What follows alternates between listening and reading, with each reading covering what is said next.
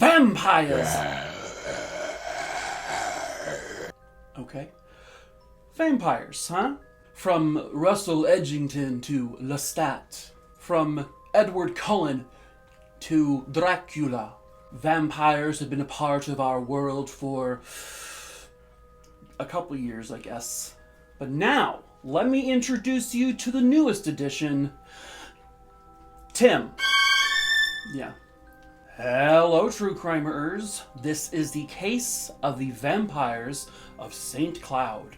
Viewer discretion is advised.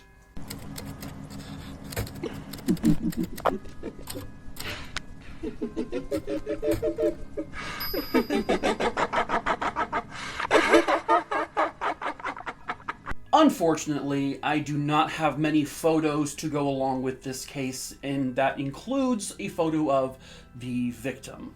But Donald Gall was born on May 25th, 1957 in St. Cloud, Minnesota.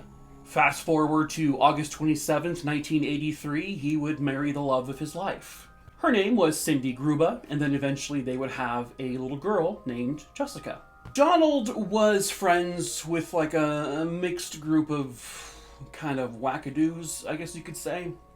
And this group of friends included brothers, Tim and Mark Erickson. The brothers had their own apartment in the St. Paul, Minnesota area, and from what I've read, they took in a lot of homeless teenagers, a lot of runaways, to stay with them for a few months at a time. So apparently they were known for their hospitality. But within the apartment, there would be lots of drug use, there would be lots of drinking, there would be lots of shenanigans, if you will. Tim and Mark were about 18 and 19 years old, respectively. They, in particular Tim, grew very fond of the movie The Lost Boys. They also loved just sort of everything to do with the occult, with vampires, with all of that sort of lore, if you will. The rumor goes that around March of 1988, they allegedly wanted to start their very own vampire cult. And in particular, Tim was the one to really, really want to do this. And a couple other people sort of said, yeah, okay, let's do it. And other people were like, what? Now, more often than not, understandably so, Tim came off a little creepy to most of the people within the friends group, but in the end, at the same time, most of them felt that Tim was just being a really goofy, silly guy with regards to, like, the vampire stuff. On March 21st, 1988, Tim had suggested that they do a last-minute overnight camping trip. And he suggested they do it at the Riverside Park in St. Cloud.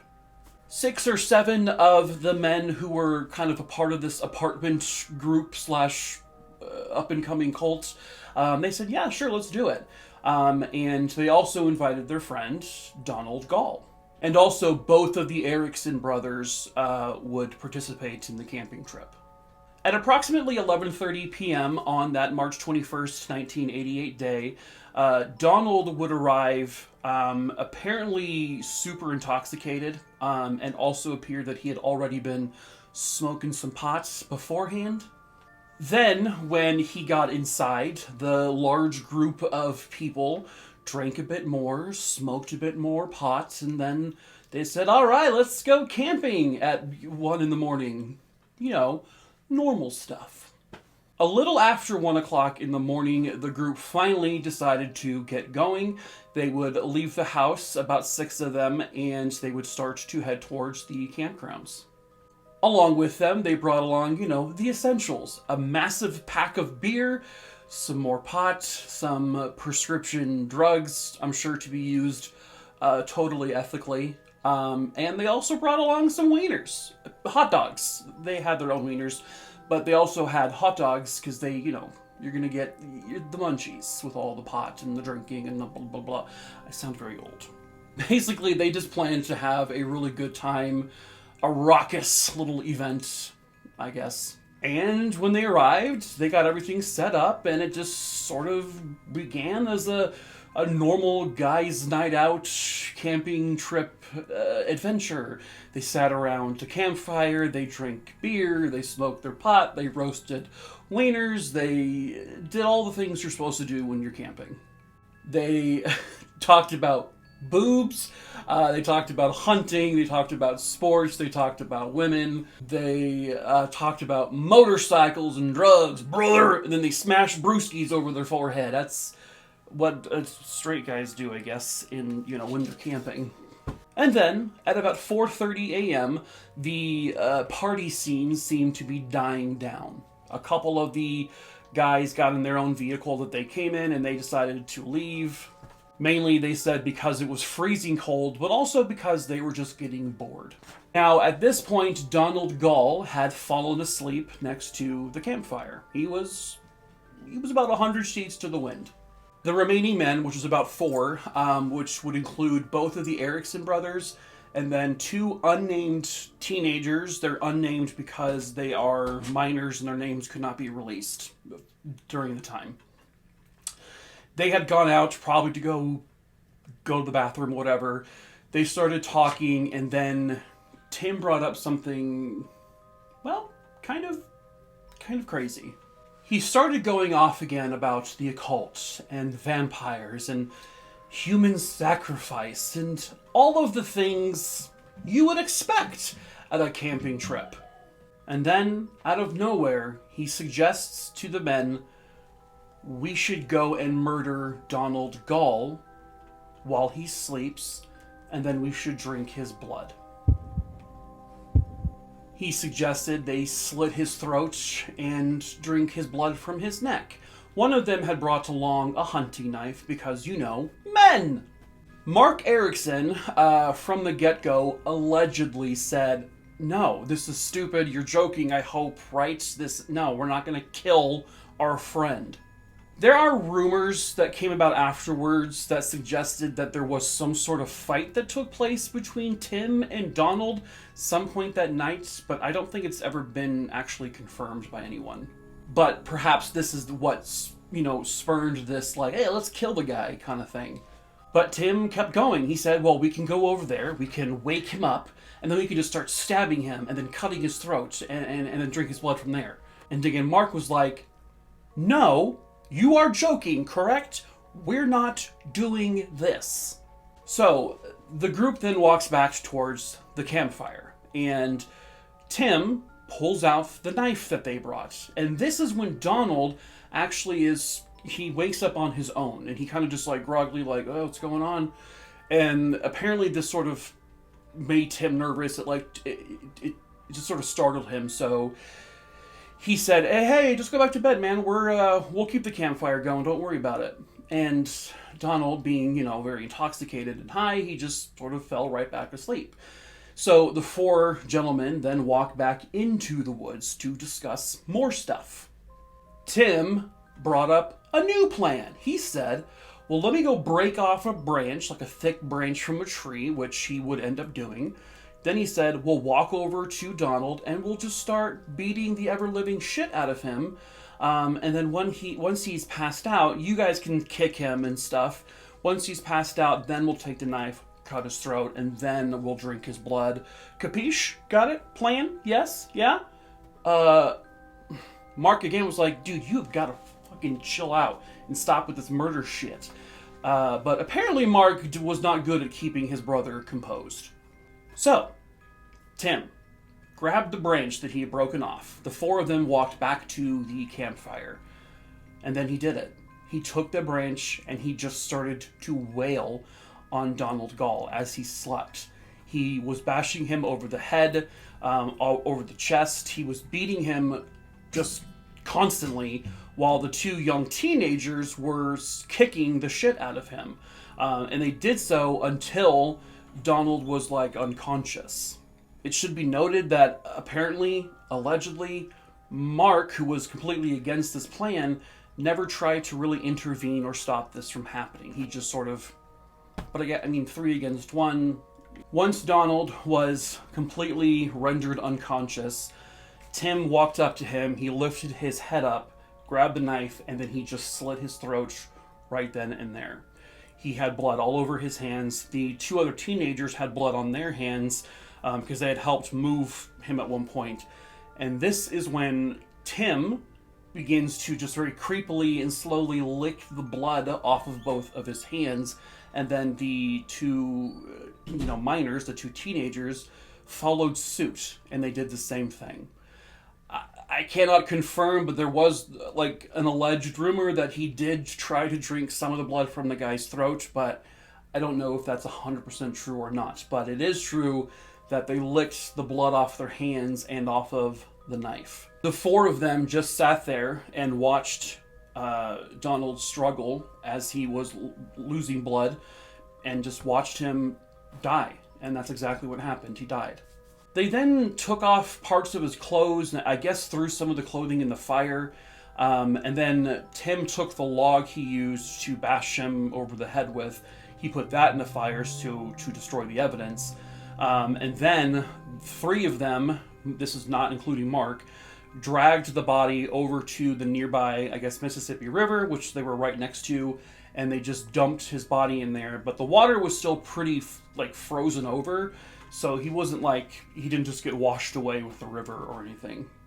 The group then just cleaned up everything at the campsite. They put the fire out, and they made everything look like nothing happened. And then they got into their vehicles, and they drove back towards their home.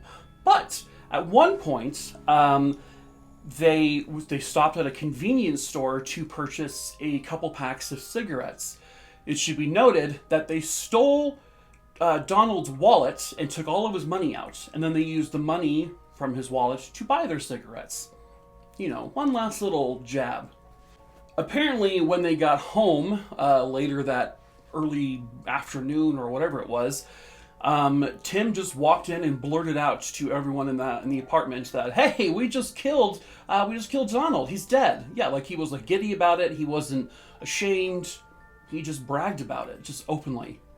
He did embellish some things too. He said, "I drank all of his blood. I licked the blood off the knife." And yeah, he had no blood left. He basically seemed very proud of himself. A couple of days later, on the evening of March 23rd, 1988, Mark Erickson, with a guilty conscience, went to another friend of his. His name was Bill Benedict. And yeah, he said everything that happened that night at the campsite. And apparently this knowledge weighed very heavily on Bill, who had no involvement with any of it. So the next day, Bill Benedict gets shit-faced drunk, and then he walks into the St. Cloud Police Department and says, "I have information about the murder of Donald Gall." And he tells police where to find everything. Even though he was drunk, police took this seriously, and they did go look at everything he claimed. And very, very soon afterwards, they found the body of Donald Gall just sort of floating in the very icy Mississippi River. They also found partially burned clothing items. From there, police then got a warrant to search Tim and Mark's apartment. And there, because Tim was one of these killers who probably wanted to keep some trophies, they found clothing in Tim's room with bloodstains on it. There was a bloodstained jacket and a bloodstained pair of boots. The bloodstains matched the blood type of Donald Gall, but they didn't have the technology in '88 to say definitively, yep, that is his blood. But same blood type, they pretty much kind of had him dead to rights. Police then brought him in for an interrogation, and they broke it down to him. They said, "Listen, we have confessions from your friend. We have physical evidence from your apartment. We found the body. We found his clothing. We know it was you." So Tim just broke down, started crying right there in the interrogation room, and he confessed all of it. He tried to pass it off that he was so drunk and he was so high that he was not capable of thinking of anything clearly that night, and it had to be the alcohol and the drugs that made him kill Donald. But the problem with that, even if the alcohol and the pot and the drugs and all that, made him, you know, do what he did, he still made the decision to drink too much and smoke too much and do too much drugs. He made that decision, knowing full well, you know, crazy things can happen when you overdo it. It was already far too late to test his blood alcohol level and all that, so they weren't able to see how drunk he was. After interviewing, you know, friends and roommates, police came to the conclusion that there were already many, many red flags with Tim, given his obsession with vampires and the occult and the idea of drinking blood from someone. He was very invested in it. Not to say that that was his actual motive, but it goes to his mental state, I guess, because he did try to plead insanity. Now, he was charged with first-degree murder, and his trial was done in 2 separate parts, 2 phases. I guess they call it bifurcated. I may have said that wrong. Sorry to all the legal people who may have heard me butcher that word. So, phase 1 of the trial was about determining whether or not the alcohol and drugs would render him incapable of premeditating a murder. The jury said, no, he could have done it.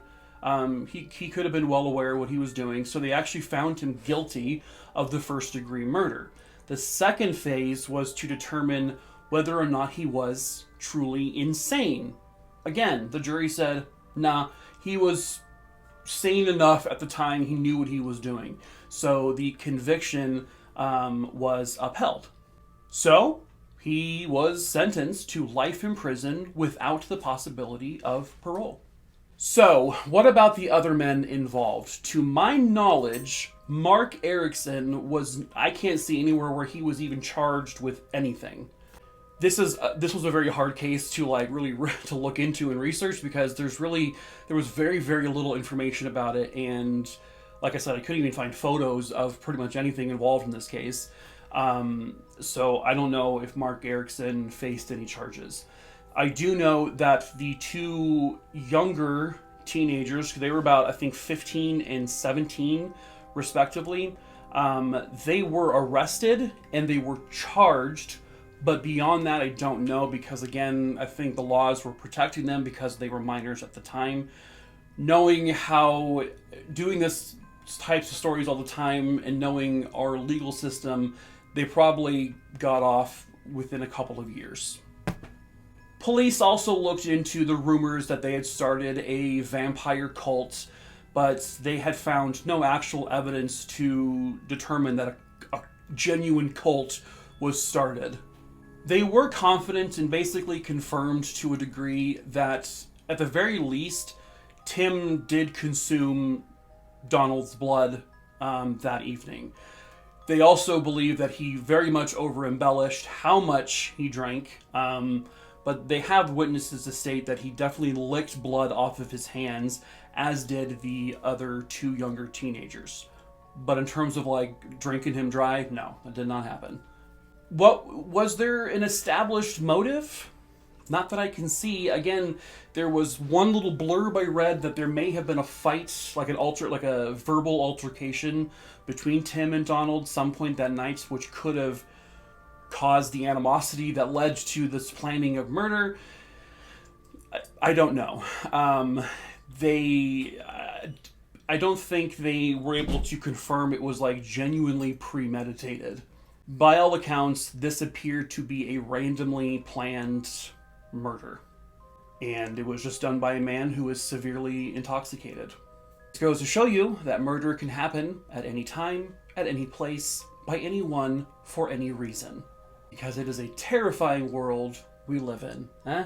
Yeah. And that is it for this case. I hope you found it interesting, true crimerers. If you want to see shorter form cases by me, I'm talking 3 minutes for the most part, you can head on over to my TikTok account. I have well over 2,000 videos. I just hit 2.7 million followers, so yay! So again, head on over there, give me a follow, and you have a whole bunch of content to watch. Obviously, I'll have much more content to come over here on YouTube. If you are interested in the shirt that I'm wearing, the Making a True Crimerer shirt, we do sell this in my merch store.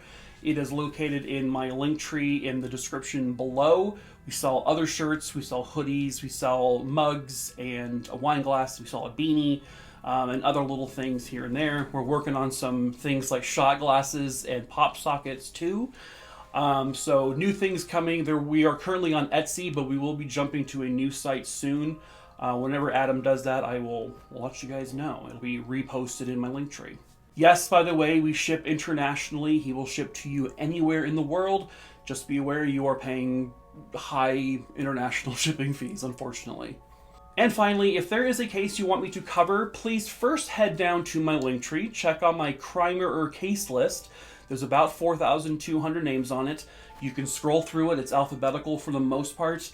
Or if you're on a computer, hit Control F and then type in the name you want me to cover.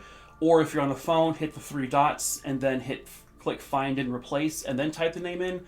And if the name does not show up, just email me, Mikey at truecrimerer.com, which is also in the description below. And just email me the name, where it happened, when it happened, and then I can make sure I add it to my list. Please be patient. I get lots of emails, so it may be a while before I respond. And also be patient with me covering the case because, again, I have a lot. I pick them at random. So, patience is a virtue. All right. And until the next time, true crimerers, I will see you for the next case. So, ta-ta for now, true crime. Oh, fucking Jesus Christ, Mike, just... Oh, God, stop. Okay.